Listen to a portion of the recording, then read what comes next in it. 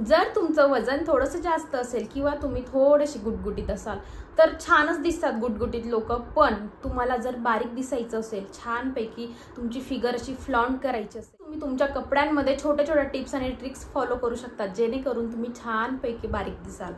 तर जाड असणं किंवा छानपैकी गुटगुटीत असणं ही काही बिमारी वगैरे नाहीये, तर त्यामागचं काही कारण असू शकतं। जसं की कोणी हाऊसवाईफ असेल, स्वतःकडे लक्ष द्यायला वेळ नसतो हाऊसवाईफकडे, सगळ्यांचं घरामध्ये करण्यामध्ये बराच वेळ त्यांचा निघून जातो, स्वतःचा व्यायाम करण्यासाठी त्यांना वेळ नसतो, म्हणून पण त्यांचं थोडंसं वजन पुट ऑन झालेलं असतं। दुसरी गोष्ट अशी असू शकते की तुम्ही छानपैकी नवीन आई बनलेला असाल किंवा मग आई असेल तर जनरली बाळ झाल्यानंतर वजन थोडंसं पुट ऑन होतं, आपलं ओटीपोट हे राहून जातं। आता नॉर्मल डिलिव्हरी झाली किंवा मग सी सेक्शन झालं तरी पण आपलं ओटीपोट राहतं, तर हे कमी करण्यासाठी बरेच आता एक्सरसाइज आहे, पण ते करायला वेळ पण लागतो, कारण की जेव्हा आपलं बाळ लहान असतं तेव्हा आपल्याला त्याची सगळ्यात जास्त गरज असते, त्यावेळेस आपण व्यायाम नाही करू शकत। आता माझी मुलगी जवळपास 3 वर्षाची होत आली, तरी पण मला एवढा वेळ नाहीये की मी स्वतःकडे लक्ष देईल किंवा 1 तास काढेल आणि व्यायाम करेल, पण तरी पण माझं वजन कमी कसं झालं हे जर तुम्हाला जाणून घ्यायचं असेल तर तुम्ही नक्की मला कमेंट करा, मी तुमच्यासोबत नक्की व्हिडिओ शेअर करेन। आता आपण बघूया की आपण कपडे घालताना कोणत्या पद्धतीच्या टिप्स आणि ट्रिक्स यूज करून छानपैकी बारीक दिसू शकतो। तर आज मी तुम्हाला साडी संबंधित सांगणार आहे। जर तुम्हाला दुसऱ्या कोणत्याही टिप्स आणि ट्रिक्स हवे असतील तर तुम्ही मला नक्कीच कमेंट करू शकता। चला तर मग व्हिडिओ सुरू करूया। टिप नंबर 1, पेटीकोट हा ए लाईनचा अवॉइड करून तुम्ही छानपैकी फिश कट वाले पेटीकोट यूज करू शकता किंवा मग तुम्ही त्यापेक्षा पण चांगलं शेपवेअर कडे वळू शकता। जर तुम्हाला शेपवेअर मध्ये कम्फर्टेबल नसेल वाटत तर तुम्ही नक्कीच सॅटिनचा पेटीकोट वापरू शकता। आता पेटीकोट का म्हणलं मी, तर पेटीकोट जर तुम्ही कॉटनचा ए लाईनचा वापरला तर त्यामध्ये तुम्ही खूप म्हणजे तुमची बॉडीचा शेप हा दिसून येत नाही, कारण की तो पेटीकोट थोडासा असा ढिल्ला ढिल्ला असतो, पूर्णपणे असं गबाळ्यासारखं फिलिंग देतं त्या पेटीकोट मध्ये। जर तुम्हाला वाटत असेल छानपैकी तुमची फिगर पण उठून दिसावी आणि तुम्हाला कम्फर्टेबल पण वाटावं तर तुम्ही सॅटिन पेटीकोट कडे किंवा मग फिश कट वाल्या पेटीकोट कडे नक्कीच वळू शकता। टिप नंबर 2, आपण साडीचं फॅब्रिक चूज करताना जर तुम्ही छानपैकी गुटगुटीत असाल तर तुम्ही सिल्क साड्या अवॉइड करायला पाहिजे। अजून तुम्ही ऑर्गेन्झा, आता ऑर्गेन्झा खूप ट्रेंडमध्ये तर सगळ्यांनाच वाटतं, मलाही वाटलेलं, पण मी अजून एकही साडी ऑर्गेन्झा बाय नाही केली का, तर ती खूप फुगतात। आता माझ्याकडे बऱ्याचशा फुगणाऱ्या साड्या सुद्धा आहेत, मी त्याचे फोटो तुम्हाला दाखवेलच साईडला।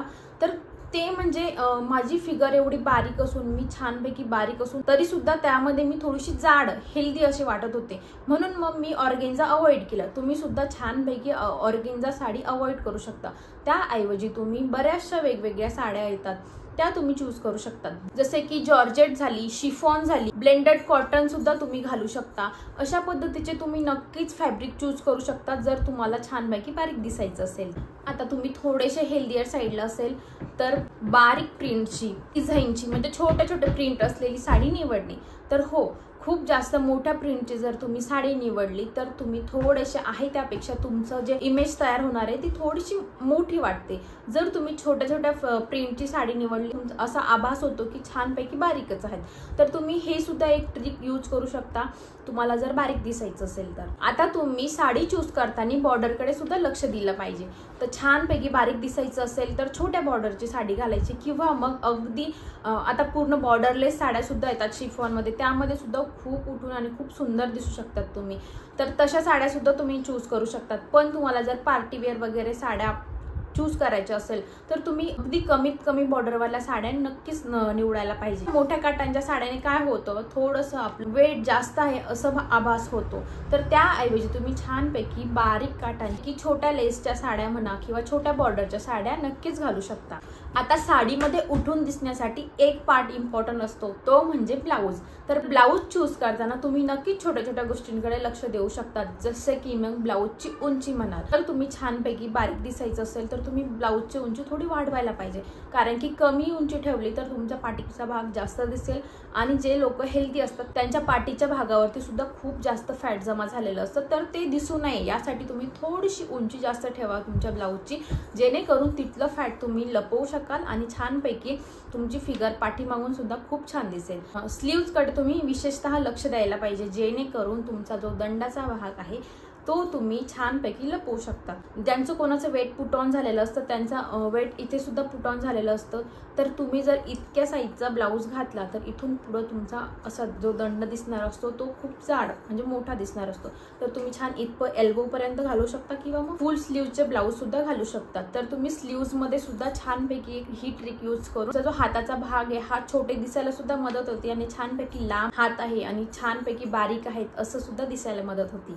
आता अजून तुम्ही एक करू शकता की ज्वेलरी तुम्ही छानपैकी मिनिमल घालू शकतात.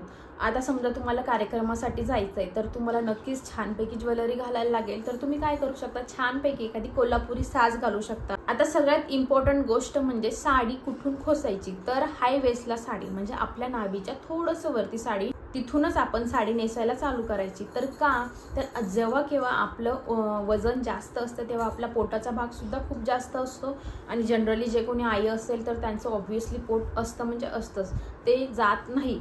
खूप कमी असतात ज्यांचं पोट राहत नाही. तर माझं पण आहे, पण तुम्हाला नाही दिसणार कारण की मी छानपैकी वरती साडी नेसते, माझ्या नाभीच्या वरती साडी नेसते आणि जेणेकरून माझं ते पोट मी झाकून घेते.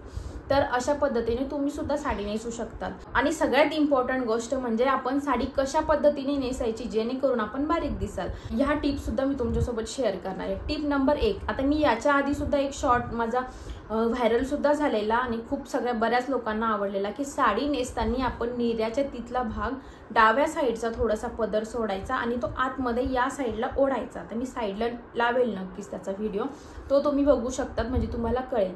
जेणेकरून आपली इथली जी फिगर आहे आपल्या डाव्या साईडचा जो भाग असतो पायाचा तो छानपैकी उठून दिसतो आणि म्हणजे तिथं खूप छान असं एक फिगर आपली दिसते. दुसरी गोष्ट म्हणजे आपण जर कोणाचं वेट जास्त असेल तर वन साईड पिनअप आपण करू शकतो. जसं की मी आता वन साईड पिनअप केलंय, तशा पद्धतीने सुद्धा तुम्ही वन साईड पिनअप करू शकता. नंबर 3, जेव्हा केव्हा तुम्ही साडी नेसतात तेव्हा साडी नेसताना आपल्या पदराचा भाग थोडासा जास्त सोडायचा. म्हणजे पदर हा खूप कमी सोडायचा नाही किंवा खूप जास्त पण नाही, एकदम मिडलला असा पदर सोडायचा, पण खूप कमी नाही सोडायचा जेणेकरून अगदीच ते खूप तरंगल्यासारखं वाटतं. त्यामुळे थोडासा पदर आपला लांब ठेवायचा. टिप नंबर 4, आता बरेच जणी काय करतात तर 1-2च पेटीकोट, भरपूर साड्या असतात पण पेटीकोट खूप जास्त किंवा कलरला मॅच असे नाही घेत. तर असं न करता छानपैकी आपल्या जो कलर आहे साडीचा त्याच पद्धतीचा पेटीकोट वेअर करा. साडी नेसताना काय करायचं, पदर आधी करायचा आणि मग नंतर निर्या खोसायच्या. कारण की आपण पदराची साईज आपण एकदा आपली डिसाईड केली की छानपैकी, त्यानंतर आपण निर्या 1-2 कमी जास्त झाल्या तरी आपण ऍडजस्ट करू शकतो, पण पदराला तसं नाही करू शकत. त्यामुळे तुम्ही पदर आधी करायचा आणि मग नंतरच तुम्ही निर्या घालायला चालू करा. या व्हिडिओमध्ये एवढंच. भेटूया पुढच्या व्हिडिओमध्ये. हा व्हिडिओ तुम्हाला कसा वाटला ते मला कमेंट करून सांगायला विसरू नका आणि एक लाईक नक्कीच करा जेणेकरून मला दुसऱ्या व्हिडिओसाठी थोडंसं मोटिवेशन मिळेल. थँक्यू व्हिडिओ शेवटपर्यंत पाहिल्याबद्दल.